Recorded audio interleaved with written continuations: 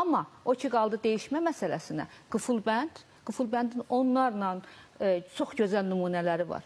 O nədir ki, dayanıbdır dayaqsız, o nədir ki, boyanıbdır boyaqsız, o nədir ki, doğar əlsiz, ayaqsız, 3 ay keçər, ayağı var, əli var. O yer göydür, dayanıbdır dayaqsız, o gün aydır, boyanıbdır boyaqsız, qurbağadır, doğar əlsiz, ayaqsız, 3 ay keçər, ayağı var, əli var. Bu qədər mədəni, bu qədər xalqın ruhunu ifadə edən, fəlsəfi, maarifləndirici dəyişmə varmı meyxanada? Mən onu bilmək istəyirəm. Buyurun. Varmı? Siz bu maarifləndirici bir şey deyirsiniz, yəni Qat-qat bundan maarifləndirici. siz yəni həqiqətən bu maarifləndirici bir şey kimi Hiss eləmirsiniz onu?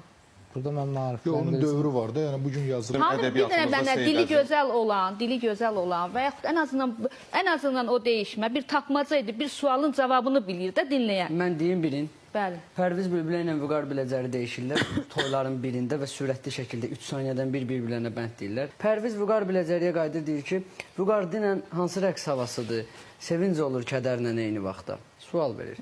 Vüqar 5 saniyəni keçmədən durur, deyir ki, sən dediyin hava sayılır, vağzalı, şərbəti var zəhərlə eyni vaxtda. Və çox yerində 5 saniyənin içində bu adam ona cavab verə bilir. Tamamilə doğrudur. Dinən görüm hansı rəqs havasıdır, sevinc olur kədərlə eyni vaxtda, sevinc olur kədərlə eyni vaxtda, təbim gəlib hünərlə eyni vaxtda. Əylə Vüqardı meyxana saqqalı, bunun bilinmir qabağı ilə dalı. Sən dedi gün hava olubdu vağzalı,